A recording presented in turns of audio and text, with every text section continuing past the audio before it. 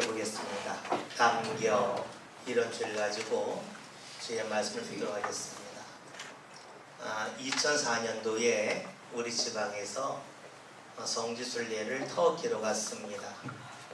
성지순례 중에 여러 군데 성지를 본 후에 그 가이드 하시는 분이 그 모든 목사님들 사모님을 전통시장으로 데리고 갔습니다. 그러면서 하는 이야기가 터키는 땅이 넓어서 농사를 많이 짓기도 하고 또 양을 많이 키우기 때문에 여기 가죽 제품이 매우 좋고 가격도 저렴하다.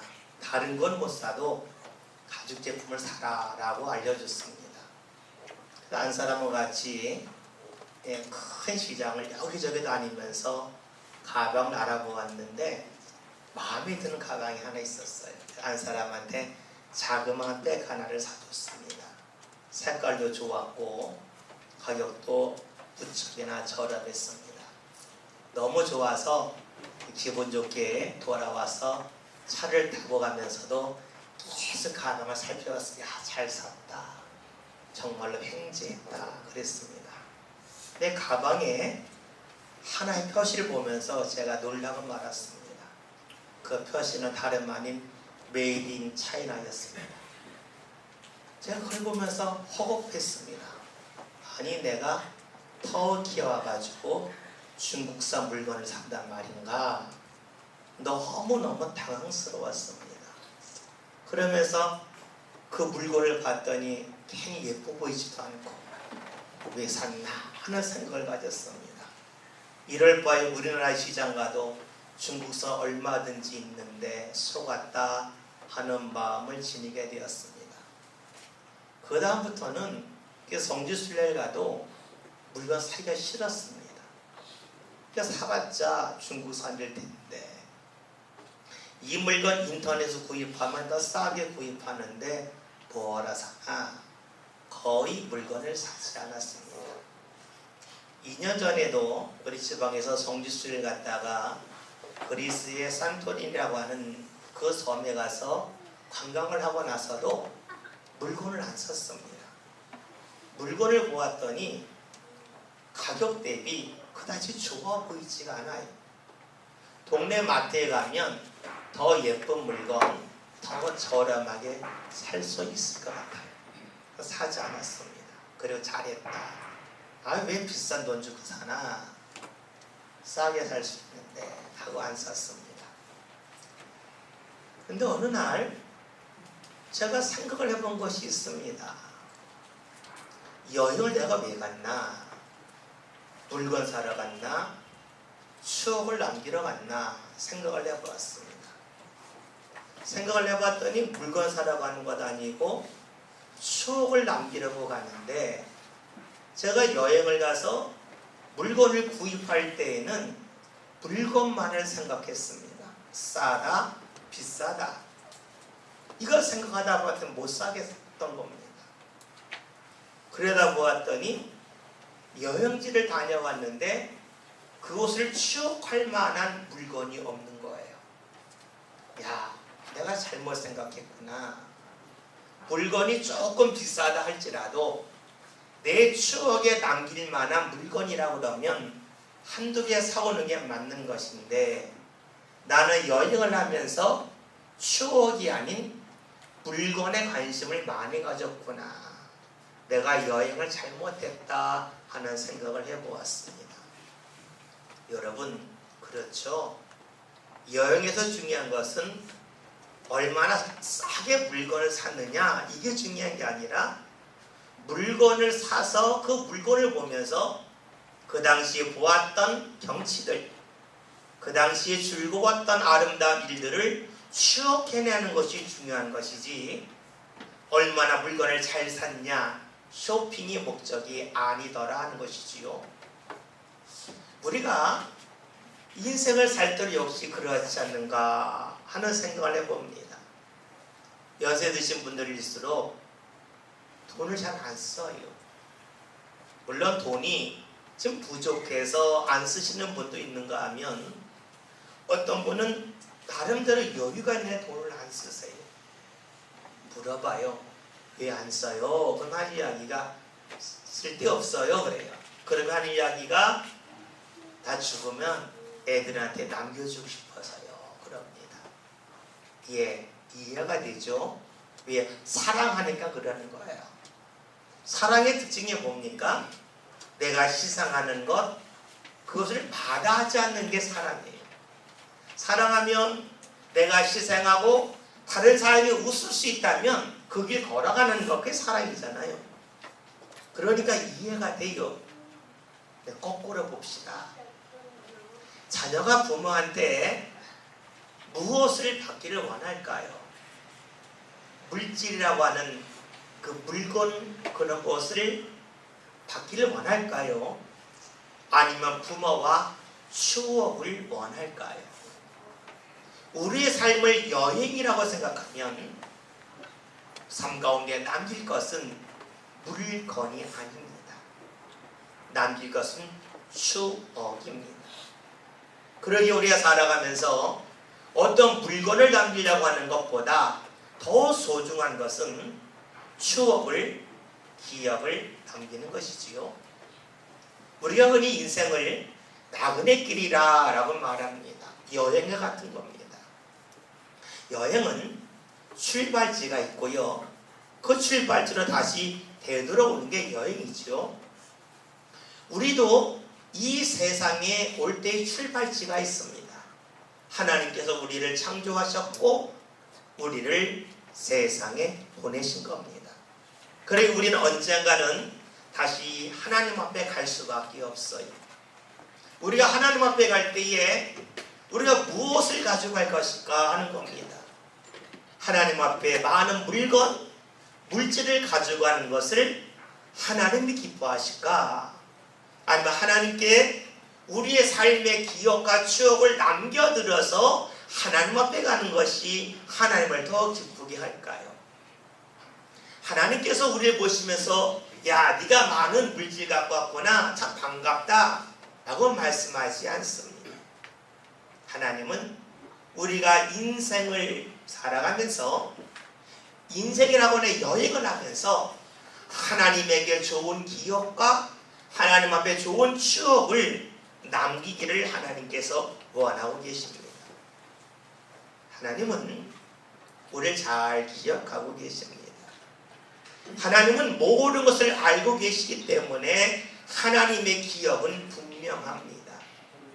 여러분들은 하나님이 여러분을 어떻게 기억하셨으면 좋겠습니까?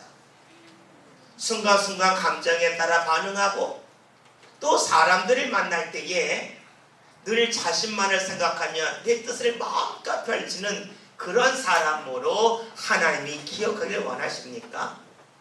아니면 삶에 여러 가지 어려움이 있어도 변함없이 늘 성실하게 살아가고 하나님을 가까이 하는 그 모습으로 하나님이 여러분을 기억하길 원하고 계십니까? 아마 대부분의 사람들은 하나님이 나를 아름답게 기억했으면 좋겠다 하는 마음으로 가득할 것입니다. 여러분, 하나님께서 나를 아름답게, 나를 좋게 기억하시길 원하는 마음이 우리에게 있다면 우리는 어떻게 해야 하나님이 우리에게 그러한 기억을 가질 수 있겠습니까? 우리가 잊지 말아야 할 것은 하나님께서 무엇을 기억하기를 원하실까 하는 겁니다. 하나님이 우리에게 바라시는 것은 아주 단순합니다. 하나님 우리에게 원하시는 것은 남자나 여자나 내가 물질이 있든 없든 내가 건강하든 몸이 병들었든 누구나 할 수 있는 것입니다. 그것이 무엇일까요? 하나님은 우리가 이 세상을 살아가면서 하나님을 기억하며 살기를 원하고 계시다는 겁니다. 내가 삶이 어려워도 하나님을 기억하며 살고 내가 삶이 풍족하다 할지라도 하나님을 기억하며 사는 것을 하나님이 제일 원하시는 것입니다. 우리가 왜 주일에 하나님 앞에 나와 예배할까요? 그것은 우리가 이 세상을 살아가면서 섬길 뿐 예배할 분은 하나님밖에 없다고 하는 것을 내가 잊지 않고 기억하기 때문입니다. 왜 우리가 하나님 앞에 11조를 드릴까요? 그것은 모든 만물의 주인이 하나님이시고 하나님이 내 삶을 이끄시고 책임지신다고 하는 그 믿음의 기억이 있기에 우리가 11조를 하는 겁니다.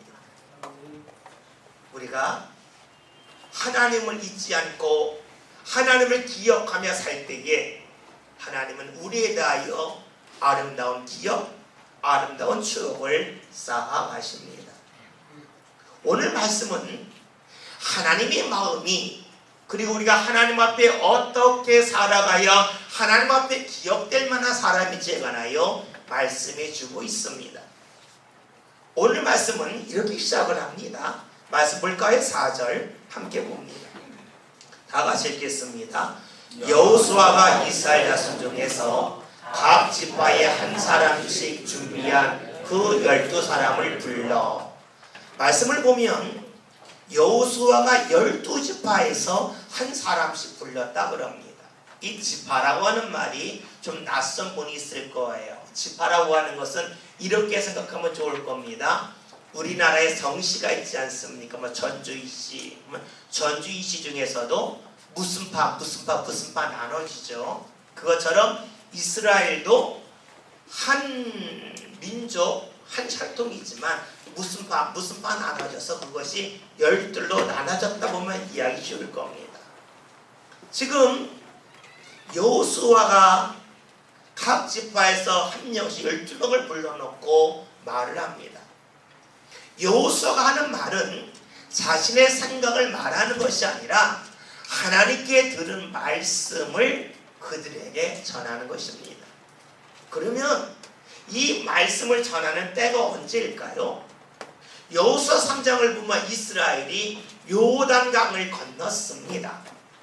건넌 후에 하나님께서 여호수아에게 말씀을 주셨고 그 말씀을 지금 여호수아가 이스라엘에게 전하고 있습니다. 그런데 여러분, 이 요단강이 갈라졌다는 것은 무엇을 말하냐면 이스라엘이 약속의 땅을 향해 들어가는 앞에 강이 가로막고 있었어요. 그 강이 요단강입니다. 그 강을 이스라엘이 건너는데 배를 타고 건너는 것이 아니라 하나님의 말씀에 따라서 말씀의 길을 앞세우며 갔더니 강이 갈라졌습니다. 이스라엘이 다 건넜어요. 건넌 후에 이스라엘은 놀라운 일을 봅니다. 그것이 무엇이냐면 요단강이 갈라졌는데 다시 합쳐지지 않는 거예요. 이와 비슷한 말씀이 출애굽기 14장에 나와 있는데요. 이스라엘이 애굽에서 나와서 약속의 땅을 향하여 가다가 바로의 군사들이 추격해 오는 모습이 나와 있습니다. 그들 앞에 큰 바다가 있었는데 하나님께서 모세에게 손을 내밀게 하셨고 밤새 바람을 불게 하시면서 바다가 갈라졌어요. 이스라엘이 건너갔습니다. 바로의 군사들도 갈라진 바다를 따라서 추격해 왔습니다. 그런데 놀라운 것은 이스라엘의 바다를 건넌 후에 바다가 합쳐졌습니다. 그렇다면 지금 이스라엘이 요단을 건넌 후에 요단강이 갈라졌다가 다시 합쳐져야 맞지 않습니까? 그런데 그 요단강이 갈라진 후에도 요단강이 합쳐지지 않는 겁니다. 당연히 의아할 수밖에 없겠죠. 이스라엘 백성들 중에서 다리를 저어서 잘 걷지 못해서 건너지 못한 사람이 있어서 요단강이 아직까지 합쳐지지 않는 것이 아니라 분명 다 건넜음에도 불구하고 요단강이 합쳐지지 않는 겁니다. 이스라엘이 의아할 수밖에 없죠. 왜 이런 일이 생길까 하는 겁니다. 그런데 그 답은 하나님의 말씀을 통하여 알 수가 있습니다. 하나님이 주셨던 말씀을 여호수아가 전하는데 그 말의 내용을 봅시다. 5절 말씀을 봅니다. 다 같이 읽겠습니다. 그들에게 이르되 요단 가운데로 들어가 너희 하나님 여호와의 궤 앞으로 가서 이스라엘 자손들의 지파 수대로 각기 돌 한 개씩 가져다가 어깨에 매라. 아멘. 말씀의 내용인즉 이스라엘이 유다를 다 건넜는데 하나님이 주신 말씀이 뭐냐면 다시금 이스라엘에서 한 지파의 한 명씩 12명이 요단강에 들어가서 돌을 하나씩 어깨에 매서 가지고 나오라 하는 것입니다. 여러분, 하나님께서 지금 요단강을 건넌 후에 왜 요단강이 합쳐지지 않게 하셨는지 설명해 주고 계신 겁니다. 할 일이 남아있다는 거예요. 그 일이 무엇이냐면 강 가운데 가서 돌을 가져오라는 것입니다. 여러분 생각해 봅시다. 요단강을 건널 때에는 꼭 필요하니까 앞만 보고 건너는 겁니다. 근데 다시금 다 일을 마치고 났습니다. 자신들은 이제 안전해요. 다시금 하나님이 요단강으로 들어가라는 겁니다. 들어갈 때에 들어가면 어떻게 될까요? 옆에 뿔이 서 있는 게 보이겠죠. 물소리가 들리겠죠. 이들은 그 속으로 들어가려면 담대한 믿음 있지 않고는 들어갈 수가 없어요. 하나님이 다시금 거리로 들어가서 돌을 어깨에 메우라는 겁니다. 저는 말씀 읽으면서 좀 의아한 것이 있었어요. 아니 돌을 가져올 바에야 지금 뒤에 누가 추격해 오는 것도 아니고 시간적인 여유가 있다면 그냥 요단강을 건널 때 돌을 들고 나오라고 하시지 왜 다 건넌 다음에 돌을 가지고 나오라고 하실까 하는 생각이 듭니다. 여러분 무엇이 더 효율적입니까? 건넜다가 다시 들어가서 돌을 가져오는 것보다는 그냥 건널 때 돌을 가져가면 쉽잖아요. 근데 하나님이 그렇게 하지 않으셨다는 겁니다. 왜 하나님께서 그렇게 하지 아니하셨을까? 그런 의문점을 우리는 제기할 수밖에 없습니다. 그 이유는 이러합니다. 그 이유는 이스라엘이 요단강을 건널 때에 그들 자신들이 필요해서 건넙니다. 가지고 있는 것도 많습니다. 그러니까 그들이 자기 거에 얽매여서 요단강을 건너고 있습니다. 만약에 자기 것을 내려놓고 돌을 메고 나오라 그러면 이스라엘 사람들은 그리 달가워하지 않을 것입니다.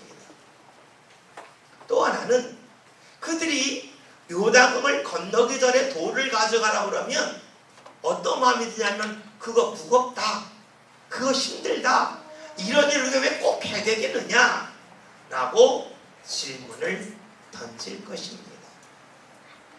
그러나 이제 요단강을 건넜습니다. 하나님이 함께 하시는 은혜를 경험했습니다. 은혜를 경험한 이들에게 하나님은 다시금 돌을 가져오라 그럽니다.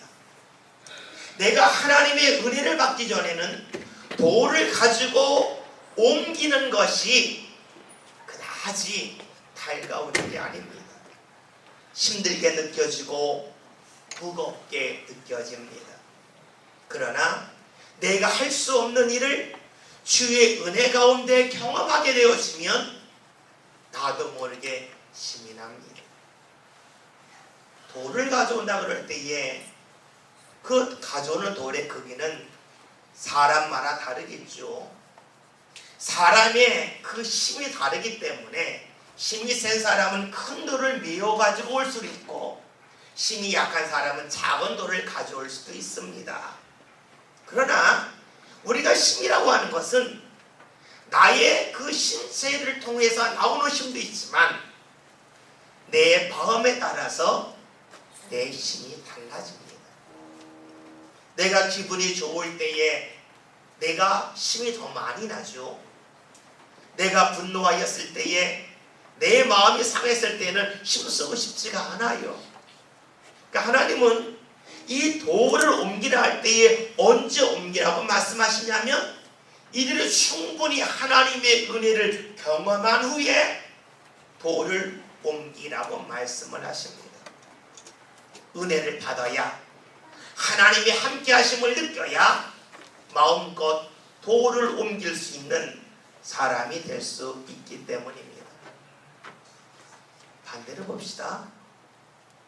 하나님의 은혜를 내가 경험하지 못했다면 돌을 옮길 때에 불평이 나옵니다.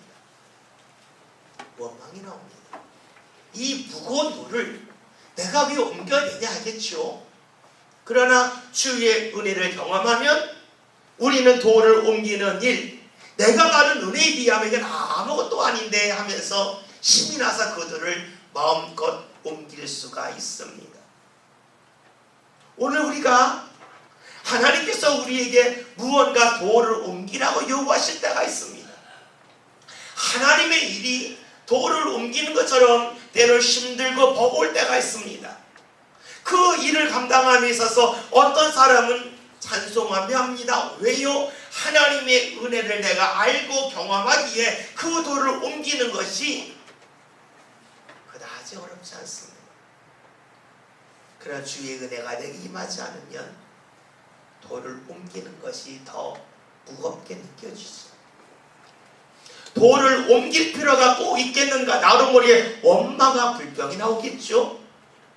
돌을 옮긴다 할지라도 아주 자그마한 돌, 손으로 들고 나올 수 있는 그들을 어깨에 내면서 나는 몸이 아파서 하면서도 나올 수 있을 겁니다. 왜요? 주의 은혜를 내가 충분히 경험하지 못하면 돌을 옮기는 것이 달갑지 않기 때문입니다. 저는 이 말씀을 읽으면서 예수님을 생각했습니다. 예수님 십자가를 지실 때에 얼마나 무거우셨을까? 예수님이 진 십자가에 그 십자가 자체의 무게를 말하는 것이 아닙니다. 예수님은 온 인류의 죄를 걸맞으셨습니다. 그런데 이런 생각을 해봅니다. 예수님이 십자가 지실 바에 하나님께서 빨리 지게 하시지 왜 나중에 지게 하셨을까 하는 생각입니다. 우리는 이런 말 할 때가 있죠. 매를 맞을 바에야 먼저 맞는 게 낫다. 나중에 매를 맞게 되면 다른 사람이 매 맞을 때에 막 소리 지르는 것, 그것이 자꾸 귀에 울리니까 두려울 수밖에 없어요. 그러니까 힘든 일은 빨리 하는 게 낫다는 생각이 우리에게 있습니다. 그렇다면 하나님께서 예수님에게 십자가를 지게 하실 때에 그냥 빨리 지게 하시고 빨리 죽었다가 부활하게 하시지 왜 3년 동안 애써 일하게 하시고 나서 맨 마지막에 십자가를 지게 하셨을까 하는 겁니다. 여러분, 그 이유는 예수님 십자가가 무겁기 때문입니다. 예수님 이 세상에서 하나님 일을 하실 때마다 하나님의 은혜를 계속해서 공급받습니다. 하나님의 은혜가 쌓이고 쌓입니다. 그러니 어떻게 될까요? 무거운 십자가도 지실 수 있는 것입니다. 이스라엘의 요단강에서 돌을 가져 나올 때에 그 돌이 얼마나 무거웠겠어요. 그러나 하나님께서 우리로 하여금 이 요단을 건너게 하셨다고 하는 그 은혜가 그들의 삶 가운데 있으니까 보통 때라면 들 수도 없고 피하고 싶은 돌이라 할지라도 그들이 들고 나오는 건 아니겠습니까? 예수님도 계속해서 하나님의 은혜가 공급되고 하나님의 은혜를 경험하셨기에 십자가를 지실 때에 피하지 아니하셨던 것입니다. 오늘 우리들 삶 가운데 왜 주님이 옮기라고 하는 돌, 그 돌이 무겁게만 느껴질까요? 그 이유는 나를 요단을 건너게 하시는 그 하나님의 은혜를 내가 잊었기 때문 아니겠습니까? 하나님이 내게 주신 은혜를 내가 삶 가운데 놓치고 있기 때문에 돌을 옮기라고 하는 주의 말씀이 무겁게 느껴지고 그 말씀 속에서 내가 도망가고 싶은 마음이 드는 것 아니겠습니까? 이제 하나님께서 여호수아를 통해 주신 말씀 여호수아 다시 전합니다. 돌을 메고 나오라는 겁니다. 왜 메고 나오라고 할까요? 오늘 말씀 5절 말씀 함께 읽겠습니다. 함께 읽습니다. 6절 말씀 6절. 이것이 너희 중에 표징이 되리라. 후일에 너희 자손들이 물어 이르되 이 돌들은 무슨 뜻이냐 하거든. 아멘. 말씀을 보면 이 돌을 가지고 나온 것, 그것이 너희에게 표징이 될 거라는 겁니다. 그 돌을 보면서 그 돌만 보는 것이 아니라 그 돌을 보면서 하나님이 우리에게 요단을 건너게 하셨다, 하나님의 은혜 베푸셨다 하는 것을 떠올릴 수 있다는 것입니다. 마치 여행을 갔을 때에 내가 그냥 오면, 아무것도 사지 않고 그냥 오면 여행지라는 기억은 자꾸 흐려집니다. 그러나 무언가 추억이 될 만한 물건이 있으면 그 물건을 볼 때마다 내가 여행지에서 느꼈던 수많은 것들이 다시금 떠오르게 되어져 있지요. 하나님은 신앙의 사람들에게 무엇을 원하셨냐면 하나님의 은혜를 받는 것에서 멈추지 않고 받았던 주의 은혜를 삶 가운데 계속해서 떠올리고 또 떠올리고 추억하며 살기를 원하신 것입니다. 예수님이 십자가를 지실 때에 십자가만 본 것이 아니라 지금까지 자신께 함께 하셨던 하나님, 은혜를 넉넉하고 충분하게 공급하신 그 하나님을 기억할 때에 십자가를 칠 수 있었습니다. 하나님은 이런 일들이 우리 삶 가운데도 계속해서 반복해서 일어나기를 원하고 계신 겁니다. 돌을 옮기는 그 자체는 힘든 일입니다. 그러나 그 일을 통하여 우리는 하나님을 기억할 수가 있습니다. 그런데 하나님이 원하시는 마음은 내가 하나님의 은혜 받았으니 내가 하나님을 기억하며 사는 것, 여기서 멈추기를 원하지 아니하십니다. 하나님이 원하시는 것이 무엇인지 다시 말씀을 봅니다. 7절, 6절, 7절 함께 보겠습니다. 다시 읽습니다. 이것이 너희 중에 표징이 되리라. 후일에 너희 자손들이 물어 이르되 이 돌들은 무슨 뜻이냐 하거든.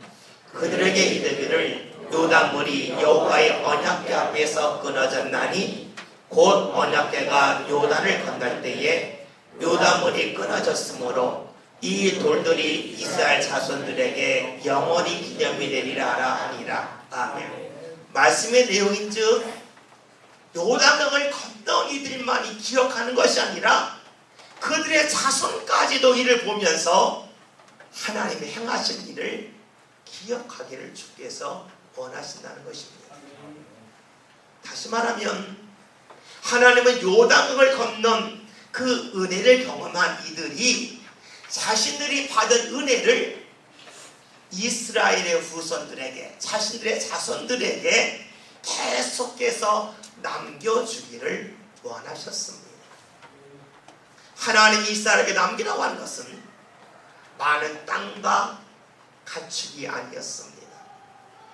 하나님이 함께 하셨던 그 은혜, 하나님의 역사를 남기라고 말씀하고 계시지요. 이런 하나님의 마음은 이스라엘에게만 한정되는 것이 아닙니다. 오늘 주님께서 우리에게 원하시는 것이 무엇입니까? 그것은 우리로 하여금 돌을 옮기는 신앙일을 하면서 그 일을 통해서 우리의 자손들이 하나님을 만나는 그 은혜를 계속해서 이어가기를 원하고 계십니다. 우리에게 신앙을 남기라는 것이지요. 우리 이런 질문을 합니다.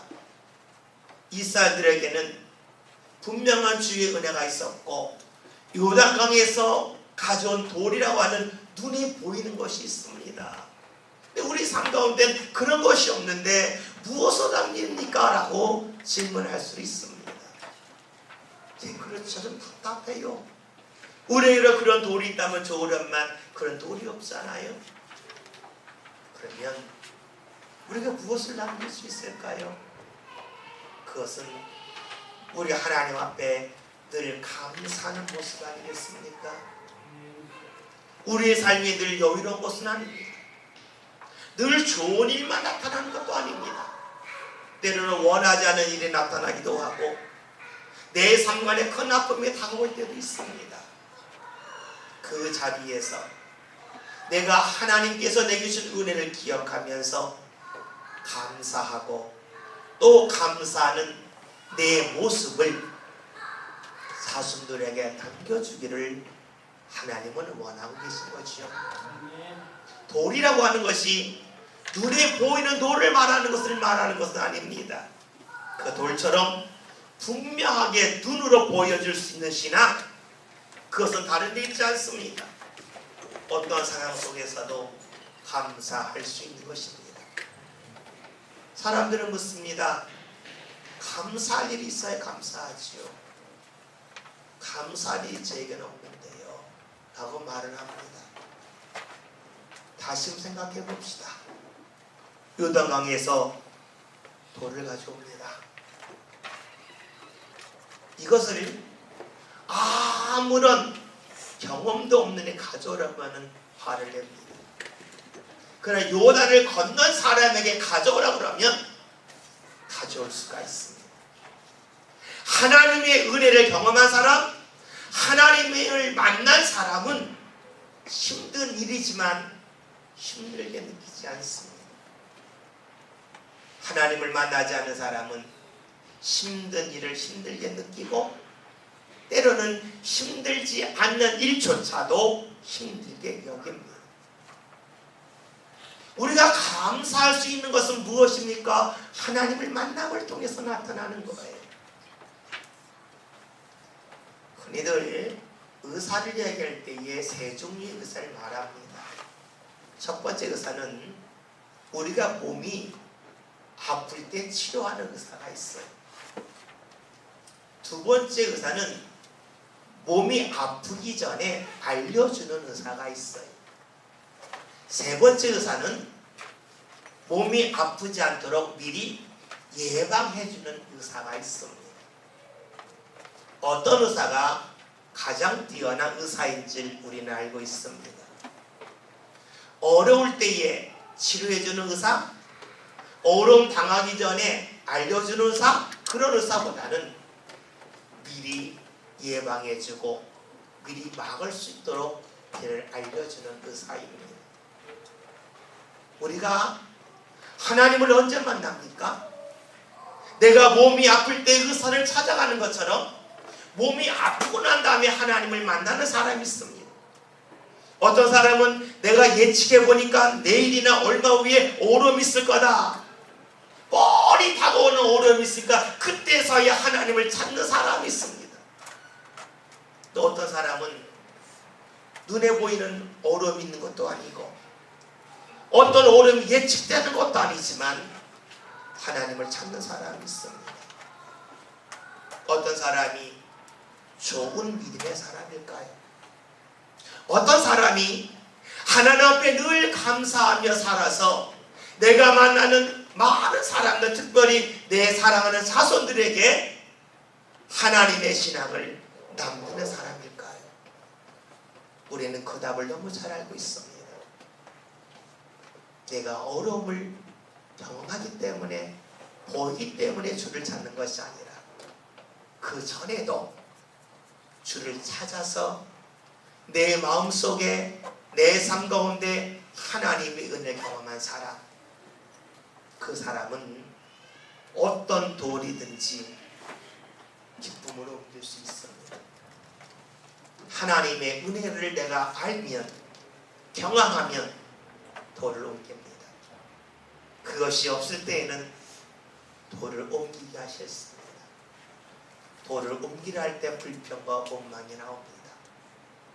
오늘 저와 여러분이 자녀들에게 무엇을 남기기를 원하고 계십니까? 물건입니까? 아니면 기억입니까? 오늘 우리가 남길 것은 내가 만난 하나님, 그 하나님을 가까이 하는 내 신앙의 모습을 남겨주는 것, 가장 복된 신앙입니다. 그 신앙의 길은 저절로 만들어지지 않습니다. 내가 어려울 때만 주를 찾고 어려운 것이 보이니까 주를 찾는 사람은 내가 만난 주를 제대로 보여줄 수 없습니다.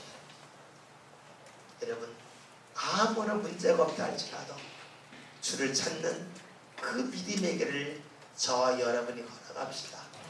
그래야 어떤 돈이든지 내가 주의 은혜를 받았기에 충분히 옮길 수 있는 신앙의 사람, 늘 감사할 수 있는 사람, 그 자녀들에게 물질을 남길 수는 없다 할지라도 하나님이 함께 하셨던 가장 복된 신앙을 마음껏 남길 수 있는 그 믿음의 삶을 저와 여러분이 함께 살아갈 수 있기를 주의 이름으로 기원드립니다. 기도합니다.